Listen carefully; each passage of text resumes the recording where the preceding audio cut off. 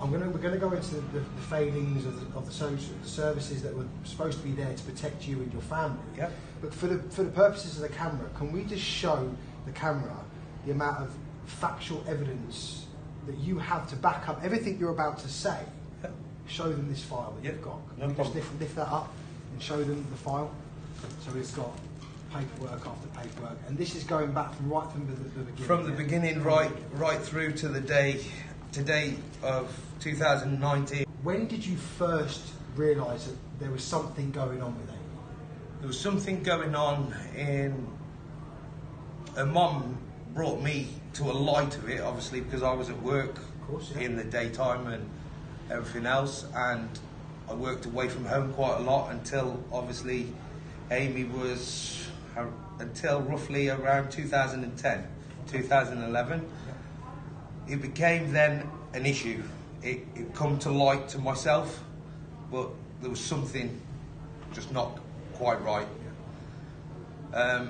From that, when you say not right, what do you mean by that? Was she changing her attitudes were changing? She was hiding away quite a lot upstairs, coming in from school and obviously going upstairs. She was coming home with different, like a new scarf. She'd come home with like rings, perfume, different items, and you'd say, "Where'd you get them from?" "Oh, they're my friends. My friends given me in school." Yeah. So obviously then it became, I started to monitor a little bit where she was going, who she was seeing, and it just happened to be this one day she said she was going to a friend's house, Chloe's house, and I said, "I'll drop you off because I'm going past there that day." I turned up to drop her off. She was obviously accompanying me. We drove round to the house, dropped her off. Her mum was with me at the time. We dropped her off. She was banging the door and I went down the road and I turned around and I come back up the road and she was walking away from the address.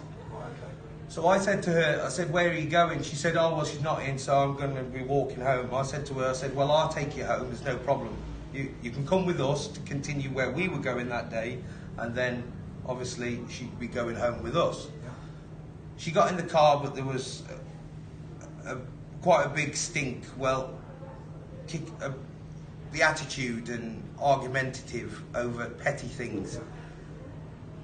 We then continued and she went home. That night she was hid away more so, and she would go to school as normal, and then people in the community were saying to me, "I've seen your daughter.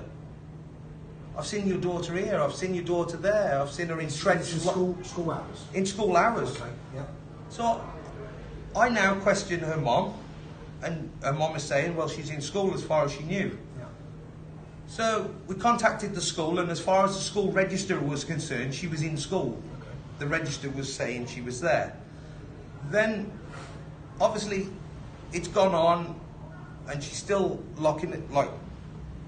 cutting herself off from the rest of the household, her siblings, her brother, her sister. It wasn't like that before? It was nothing like that before. Okay. She was always a bubbly person, always interacting with everybody, always sat round the table with us, have a general conversation. Changed, you knew that straight away? That had changed. Something wasn't quite right. Yeah. What did the school say when you contacted the school? So when I contacted the school said she was in. As far as the register was concerned, she was in, but there has been a few occasions where she's had to be sent home because, obviously, ladies' problems. Yeah, of course. Yeah. And she got sent home. Well, that was marked on the register. Well, she never appeared home on them days until school time of coming home, because there was something didn't seem quite right. Her mum had overheard her talking on a telephone early hours of the morning. Her mum had intervened the telephone to ask her who she's on the phone to, and she said nobody. And things then, my mind started to go. So it became to the point when she disappeared. So obviously now we started to ask people, had anybody seen her? Social media, contacted the police. The police said they couldn't do nothing because she wasn't missing for 24 hours. So it became then an issue of ours a family issue. So we're searching everywhere for her. Then somebody said to us, but she was seen at a block of flats in Donington, in Barn Close, which then I got my brother, myself, and we drove up Barn Close. I drove all around Donington at the time and I couldn't see her nowhere. I went up to these flats and I've looked around and I couldn't see her, but her sister had put across the social media, had anybody seen Amy? It became then, we found her, I found her. By driving around in the car, she was in a block of flats being pulled up the stairs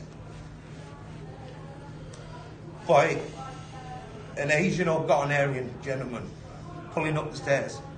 I then banged the door to get into the flats, pushed every buzzer, nobody had let me in. Eventually a lady in the bottom floor flat, she let me into the flats. I went up the stairwell looking for her, shouting her, and she was in a flat on the top floor. Banged all the doors on the top floor at the time, but nobody was answering. Then this door opened, number 49. Her mum went into the flat. She was there in hysterics. She was just crying, screaming her head off, bawling her eyes out.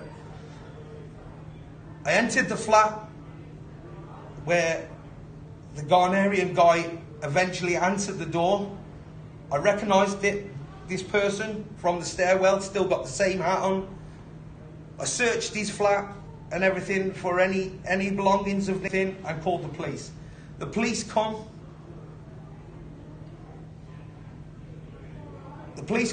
In the meantime, we took my daughter down, put her in the car outside, wait for the police. My brother then took her to Wellington, to the Glade, for sexual examination. It was found she'd had sexual intercourse by a perpetrator. Obviously now this has started to, the process started to go round in my head.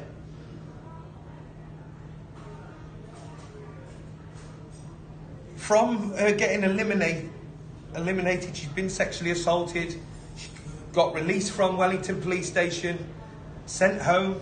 How old was she at this point? She was 12, just turned 13, just coming 13. Just turned 13 in the March. She turned 13. This was in the May. She got all analysed, taken. She's gone back home. Then the police come to the house, and the police sat on our settee and called my daughter a full-blown liar. But nothing had gone on. Nothing at all had gone on with the examination. Nothing at all had gone on. She consented.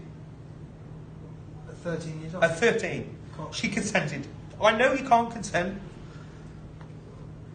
Consensual age of sex is 16. She was 13 years of age. He sat on a DI now and a DC sat on the settee at the home address. What's his name? DI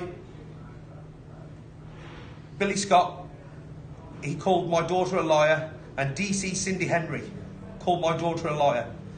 From that, if she was that much of a liar, why was I at an abortion clinic on the 30th of September 2013, where her mum had to stand behind the screen for 4.5 hours while she has an abortion in Southall, Birmingham, to come from there back home?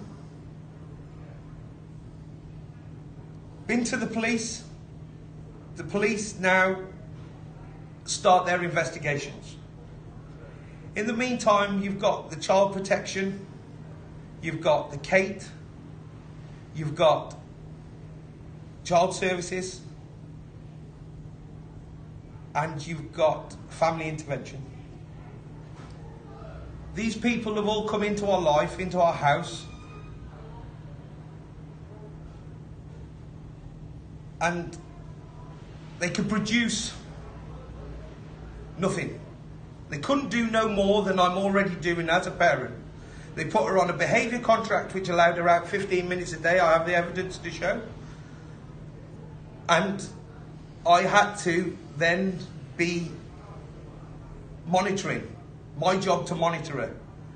The police CSO got took away from the address because the CSO was taking things too serious and relaying all this information which is presented to the CSO to the police, and the police weren't acting on nothing.